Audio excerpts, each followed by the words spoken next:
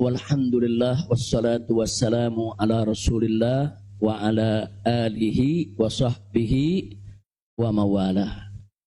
Ahibba'il kiram, usikum jami'a wa nafsi bi taqwallah wa bi ta'ati rasulillah sallallahu alaihi wasallam. Fa nas'alallah subhanahu wa ta'ala an yahdiyana ila siratikal mustaqim wa yaj'alana minal muttaqin wa yudkhilana jannatahu jannatan na'im, amin ya rabbal alamin. Segala puji kita panjatkan bagi Allah Jalla Jalaluh. Saya bersyukur sekali kepada Allah, sangat berbahagia pada hari ini akhirnya saya sekeluarga bisa kembali pulang ke rumah. Alhamdulillahirabbil alamin. Dan saya juga mengucapkan terima kasih secara khusus kepada pengurus Dewan Pimpinan Luar Negeri Front Pembela Islam Saudi Arabia. Beberapa pengurusnya ikut dengan saya pada hari ini. Mereka ikut mengawal dari Mekah, Jeddah sampai ke tempat ini. Di antara yang ikut ada Ustadz Abdul Hakim selaku sekretaris dari FPI Saudi. Kemudian ada juga Ustadz Son Haji, Ustadz Jazuli, Ustadz Ehsan. Kemudian juga ada Habib Abdullah Maulad Dawilah. Tambah lagi Habib Abu Bakar Mugebel. Jumlah semua kami berangkat dari sana ada 18 orang. Alhamdulillah semua dimudahkan. Kita doakan mereka-mereka yang telah dengan setia menemani kita, membantu kita sehingga semua urusan menjadi lancar. Jazahumullahu khairal jaza. Nah, baiklah ya ikhwan. Yang pertama ingin saya sampaikan di sini, saya sekeluarga selama tinggal di kota suci Makkah tidak ada kesulitan apapun. Jadi kita tidak ada kesulitan, kita tidak ada kesusahan, walaupun ada pihak lain yang mencoba untuk membuat saya sulit, membuat saya susah, tapi alhamdulillah tidak pernah berhasil. Wa yamkuruna wa yamkurullah wallahu khairul makirin. Jadi kalau saya malu sekali kalau saya harus katakan, oh di Mekah ini susah, kita diasingkan, kita dijauhkan. Enggak. Di Mekah nikmat, baladan aminan mubarakat. Kita mendapatkan kenikmatan di Mekah luar biasa. Di sini saya banyak kawan, sampai di Mekah saya dapat kawan juga tidak kalah banyaknya. Di sini kita punya jamaah, sampai di Mekah juga kita punya jamaah. Di sini kita punya pengajian, sampai di Mekah juga kita buka pengajian. Di sini kita punya gerakan dakwah, ternyata di Mekah juga kita buka gerakan dakwah. Jadi artinya nggak ada yang kurang. Bahkan sekali lagi kita katakan di Mekah ini tentu punya kelebihan yang luar biasa untuk ibadah 100.000 kali lipat ganjarannya. Sebetulnya kalau ingat 100.000 kali lipat kayaknya nggak mau pulang ya. Habib 100.000 kali lipat begitu sampai Tamburan satu lagi nilainya. Nah, di Petamburan nilainya 1, kalau di Mekah nilainya 100.000. Laulal wajibat dakwiyah, kalau tidak ada kewajiban dakwah di negeri ini saya tidak akan tinggalkan Mekah.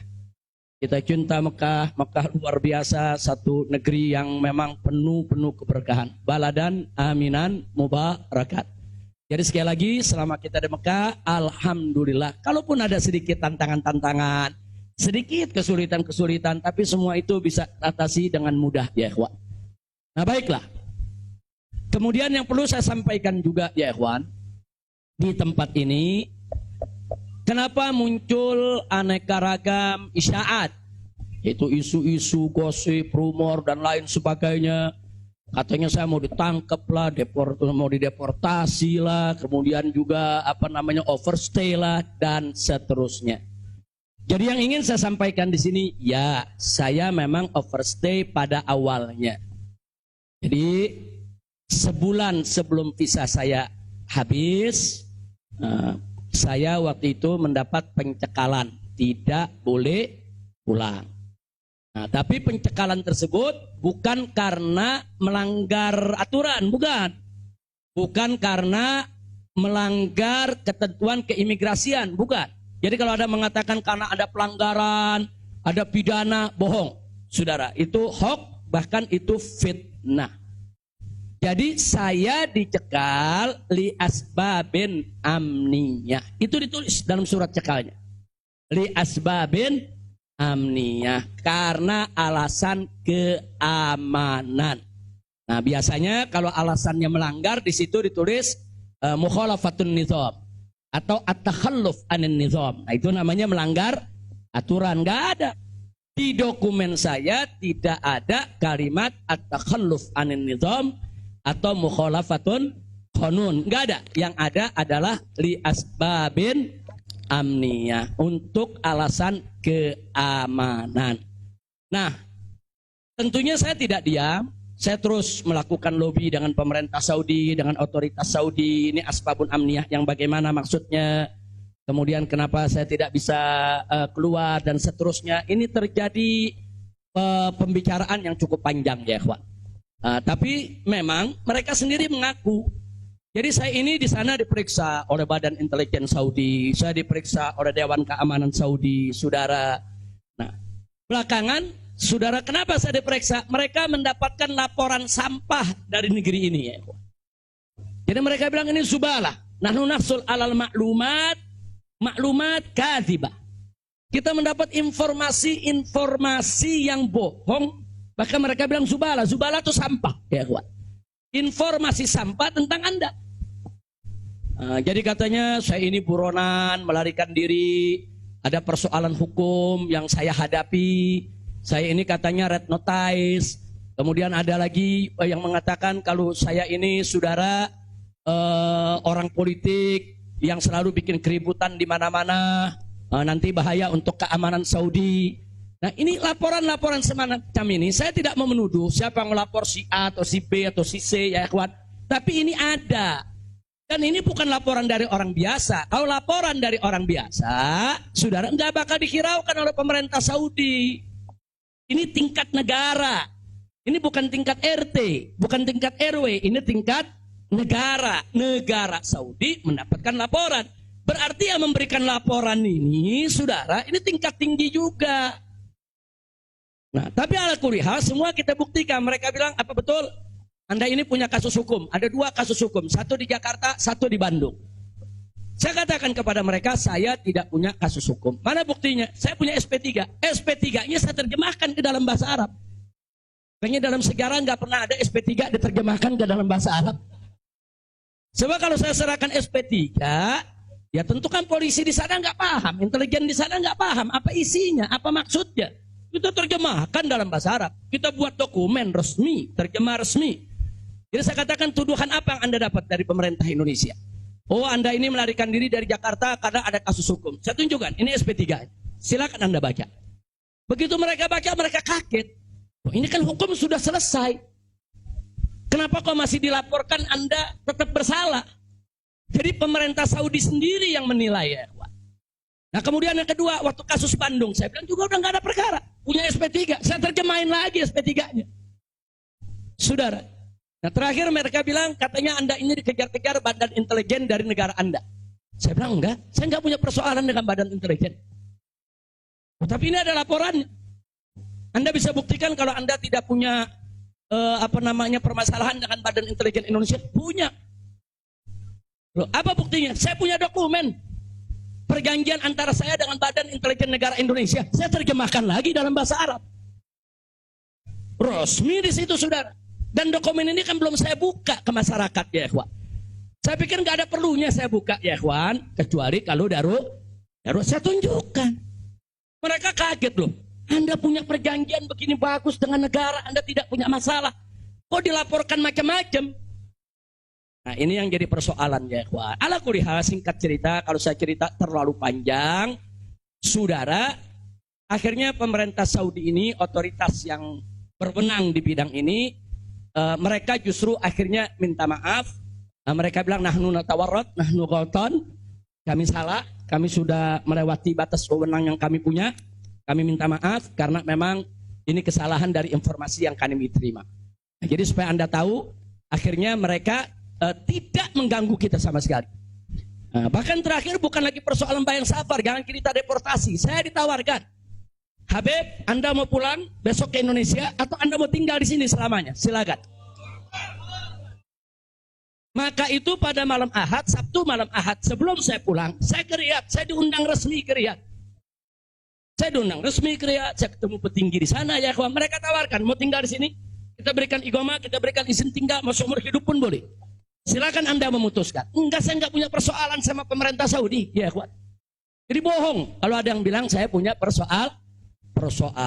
Jadi makanya kalau pejabat tuh jangan sembarang bicara. Kalau mau bicara tuh mesti punya data dong. Masa pejabat bicara nggak pakai data? Kalau nggak pakai data, pedagang kopi di warung-warung, ya kan dagang kopi di warung nggak pakai data. Ada kopinya seduh, pakai gula, selesai kasih. Kira-kira jelas gak? Ini kalau pejabat tingkat negara harus punya data, ya kawan, nggak sembarangan. Tapi baiklah, kita bagian akhir. Jadi begitu mereka sudah tahu itu semua, semula saya mau dibikinkan bayan safar. Bayan safar itu exit permit, saudara. Nah, bayan safar itu ada dua. Ada izin keluar Saudi, saudara, karena orang melakukan pelanggaran. TKI yang melarikan diri dari majikan, atau umpamanya ada tenaga kerja yang melakukan pelanggaran pidana, mencuri, berkelahi, atau membunuh saudara.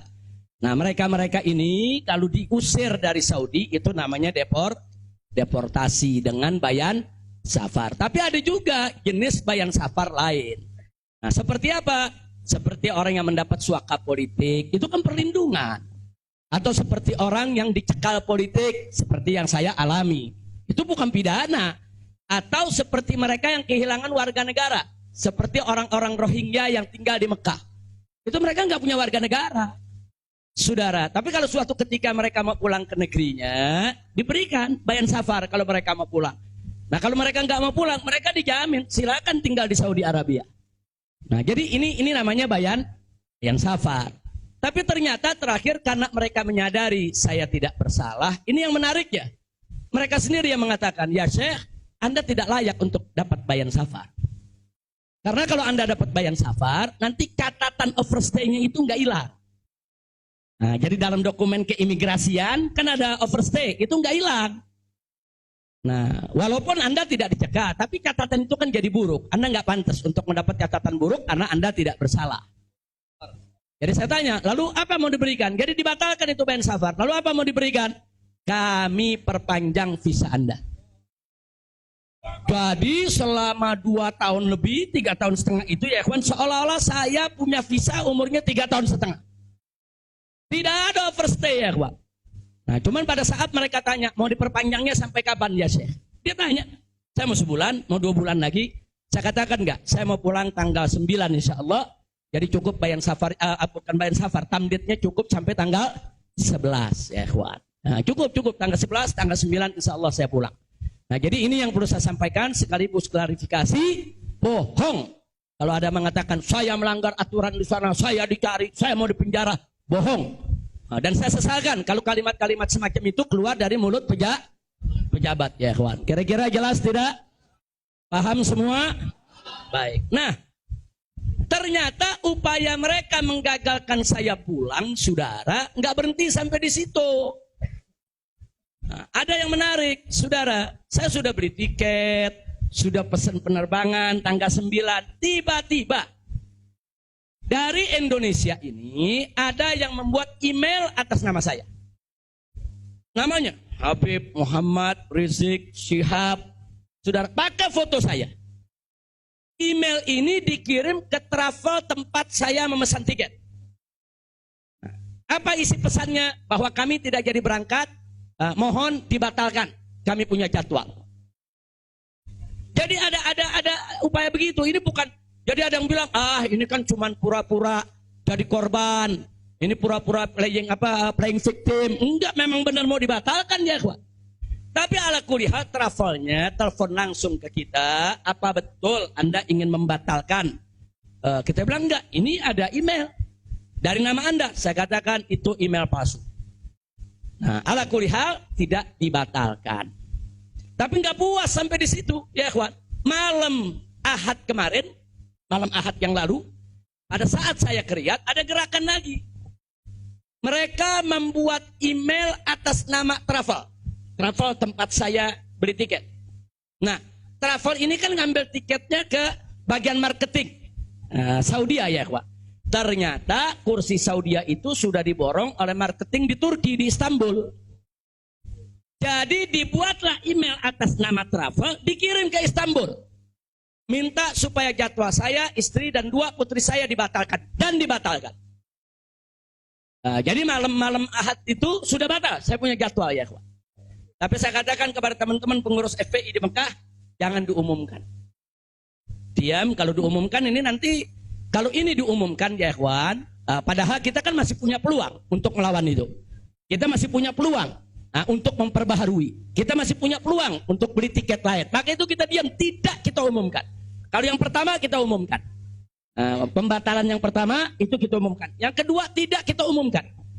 Nah, tujuan saya kedua untuk tidak diumumkan apa?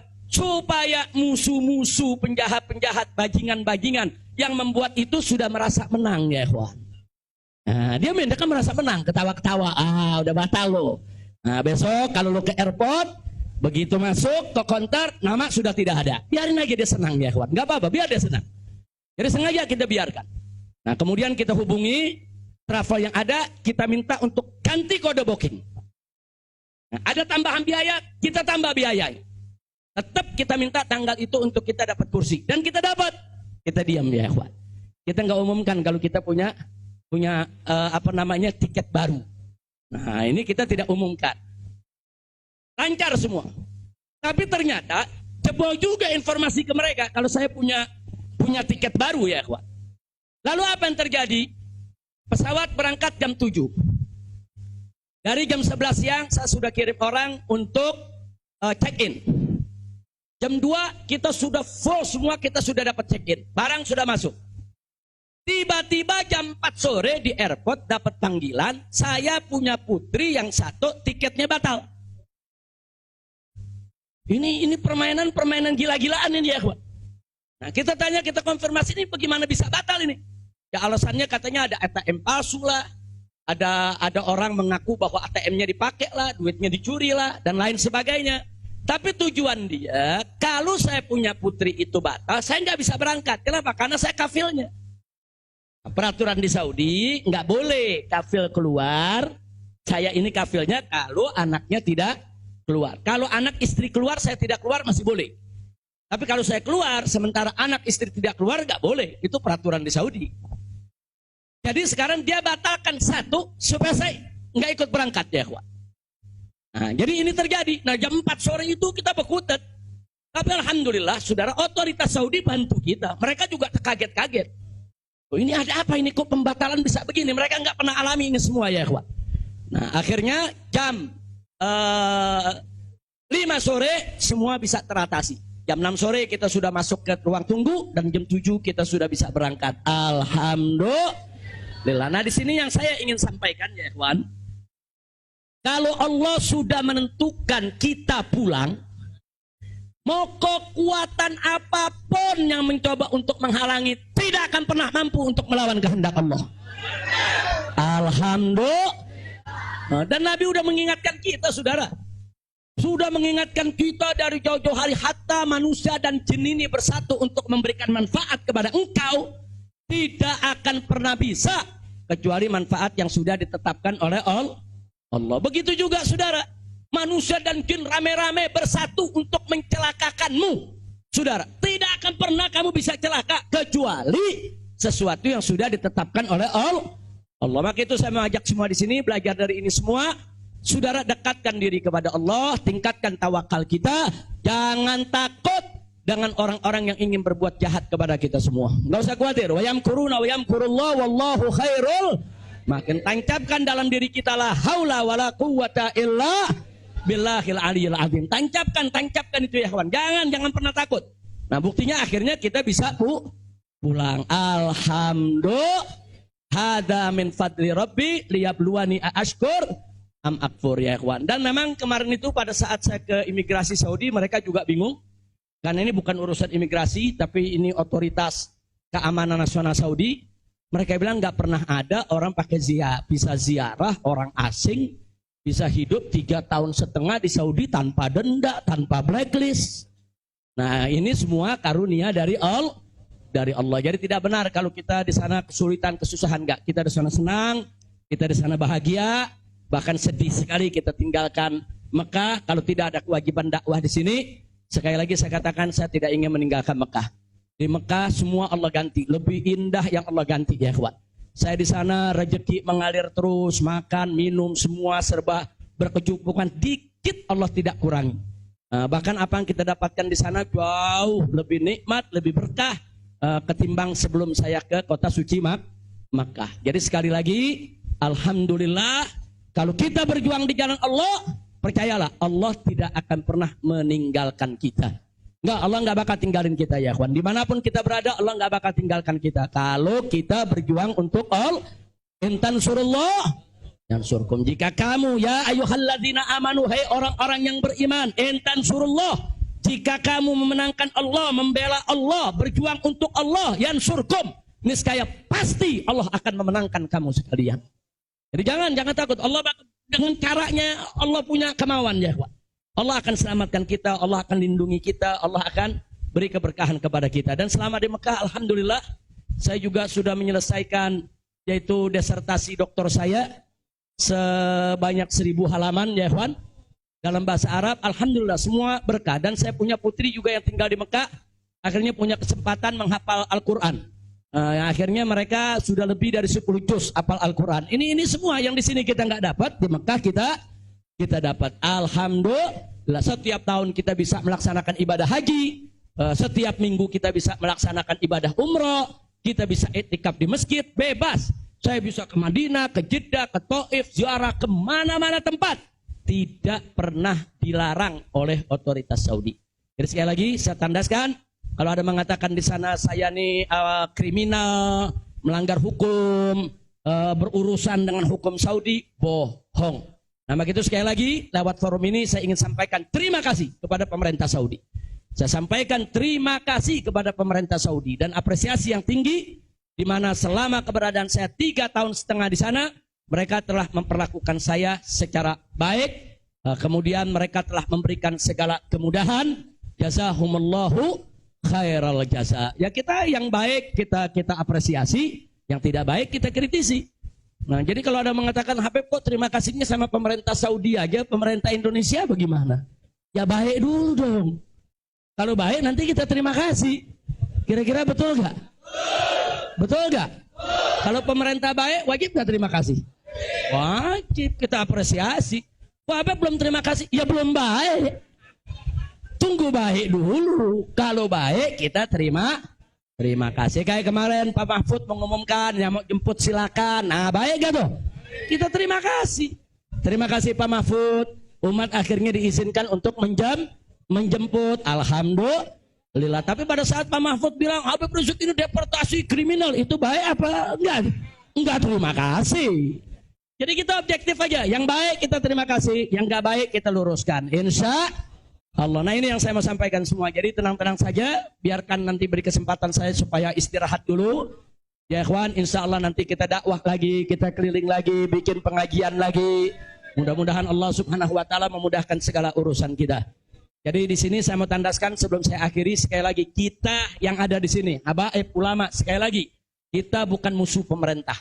Kita bukan musuh negara, kita bukan musuh tentara, kita bukan musuh polisi, kita musuh kezaliman, kita musuh kecurangan, kita musuh kemunafikan, kita musuh segala kejahatan. Betul? Betul? Nggak ada kompromi saudara. Melawan kezaliman, kemunafikan, kejahatan, tidak ada kompromi. Kalau ada mengatakan, Habib Rizik, bisakah ke depan ini kita melakukan rekonsiliasi? Saya katakan sekali lagi, rekonsiliasi hanya bisa berdiri atas dasar niat dan tekad yang baik ya kawan. Tapi kalau rekonsiliasi berdiri atas dasar kecurangan, kezaliman, kejahatan, saudara, tidak mungkin. Tidak ada rekonsiliasi saudara. Tidak ada rekonsiliasi saudara kalau kezaliman dibiarkan. Kira-kira jelas tidak? Takbir. Nah, jadi selama pemerintah baik, kita akan apresiasi. Kita akan terima kasih. Tapi kalau mereka membuat aturan-aturan yang merugikan rakyat, yang merusak agama, saudara, yang menghancurkan akhlak, wajib untuk kita lawan. Tidak boleh kita diam, ya ikhwan. Takbir. Takbir. Siap revolusi akhlak? Sallu ala nabi. Itu yang saya mau sampaikan. Jadi sekali lagi, jadi jangan nanti dipelintir-pelintir. Kita ini musuh negara lah, musuh pemerintah lah, musuh menteri. Enggak ada. Loh, kita enggak bersaing untuk nyari jabatan kok, ya ikhwan. Enggak, kita enggak nyari jabatan. Kita bukan orang partai, kita bukan pejabat, kita bukan anggota DPR. Enggak, kita hanya menginginkan negara ini baik. Nah, ayo kita hijrah minad dzulumati ilan nur. Kita hijrah minal maksiyah ilat ta'ah. Kita hijrah minal khabith ilat thayyib. Kita hijrah dong minas sayyiat ilal hasanat. Kita hijrah, ya ikhwan. Nah, yang ada di sini pun juga wajib melakukan revolusi akhlak. Bagaimana revolusi akhlak? Kalau akhlak kita kemarin kurang baik, ayo kita perbaiki ke depan. Kalau akhlak kita kemarin alhamdulillah sudah baik, ayo kita tingkatkan lagi agar akhlak kita lebih baik. Insya Allah. Ini dengar kata revolusi, wah, udah kan kabut lagi, ya. Revolusi. Revolusi itu perubahan drastis. Revolusi itu maknanya perubahan drastis dan mendasar. Nah, jadi kalau perubahan drastis itu kemarin masih tukang bohong, hari ini langsung drastis, dia nggak mau bohong lagi. Nah, itu namanya revolusi. Tapi kalau kemarin tukang bohong, sekarang yang ngebohongnya dikurangin dikit-dikit, itu bukan revolusi. Nah, kalau ngebohongnya dikurangin dikit-dikit, bukan revolusi. Itu langsung. Kemarin nggak sholat, saudara, mulai hari ini sholat dan seterusnya. Itu namanya revolusi. Nah, kemarin suka ngebohong, nah, tahu-tahu sekarang tidak mau ngebohong lagi. Itu revolusi. Kira-kira jelas gak? Jadi revolusi itu perubahan drastis dan mendasar. Jadi jangan pikir revolusi itu pakai senjata, bunuh-bunuhan, potong-potongan. Siapa yang bilang begitu, ya ikhwan? Nah, lalu kenapa dipilih kata revolusi akhlak? Kenapa bukan revolusi moral, revolusi budi pekerti, revolusi mental? Saudara, karena kata akhlak itulah yang dipakai oleh Nabi kita Muhammad Sallallahu Alaihi Wasallam. Nggak ada kata yang lebih baik kita pilih kecuali kata yang digunakan oleh Nabi Muhammad Sallallahu Alaihi Wasallam. Kalau kita mau tahu siapa itu bapak revolusi akhlak di dunia, ya Nabi kita. Nabi kita itu pejuang revolusi akhlak. Nabi kita itu pahlawan revolusi akhlak.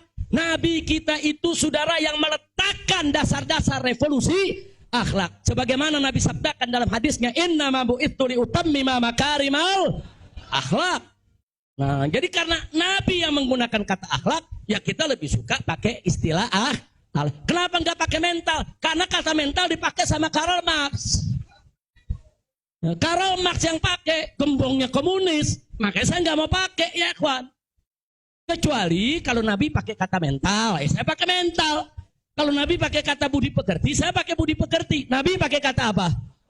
Akhlak. Berarti kita perlu pakai kata apa? Siapa suri tauladan kita? Siapa contoh kita? Sallu ala nabi. Muhammad sallallahu alaihi wasallam. Kira-kira jelas gak? Paham semua? Alhamdulillah. Saya pikir itu yang bisa saya sampaikan. Terima kasih banyak. Jangan semua diborong di sini. Nah, kan kita masih mau ceramah di mana-mana, insya. Tuh, Bandung udah main pesen aja, Beb, di Bandung, Beb. Nah, insya Allah nanti kita ke Bandung, kita ke Madura, kita ke Lombok, kita ke Aceh, kita ke Pontianak. Kita akan keliling semua untuk terus melanjutkan dakwah. Ustadz Maher, Medan, sallu ala nabi. Alhamdulillah ada Ustadz Maher di belakang. Ustadz Maher mestinya duduk di depan, Ustadz. Ta'al. Lampung, insya Allah. Palembang, insya Allah. Nah, ini Habib Hamid bilang jangan jauh-jauh dulu, Pondok Rangon, Jakarta. Al-Jiran Ahad katanya. Ya, insya Allah kita lihat, mudah-mudahan saya sehat walafiat. Dan tadi saya minta maaf, ada sempat kecapean kita. Akhirnya saya turun, saya nggak bisa lagi berdiri. Sempat tidur 10 menit itu di bawah, nggak kuat karena dehidrasi. Itu terlalu haus, terlalu capek, ya kawan. Tapi alhamdulillah setelah 10-15 menit kita bisa berdiri lagi. Alhamdulillah. Nah, itu saja yang bisa saya sampaikan. Jazakumullah khairal jaza. Hanif bawain ke sini.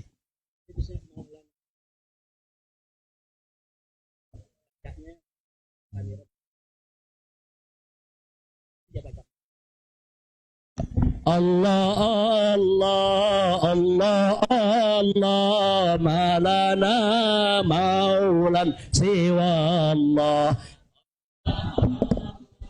Allah Allah ma lana maulan siwa Allah. Kullama nadaitu ya Rabb qala ya abdi ana Allah. Kullama nadaitu ya Rabb qala ya abdi ana Allah. Allah Allah Allah Allah ma lana maulan siwa Allah. Allah Allah Allah Allah ma lana maulan siwa Allah. Kullama nadaitu yahu qala ya abdi ana Allah. Kullama nadaitu yahu qala ya abdi ana. فلهذا السر أدعو في يساري وعساري. أنا عبد صار فاخري ضمن فقري واضطراري. يا إلهي ومليكي أنت تعلم كيف حالي وبما قد حل قلبي من هموم واشتغالي. الله الله الله الله ما لنا مولا سوى الله. الله الله الله الله ما لنا مولا سوى الله. كلما ناديت ياه قال يا عبدي أنا الله. كلما ناديت ياه قال يا عبدي أنا الله. فتداركني بلطف من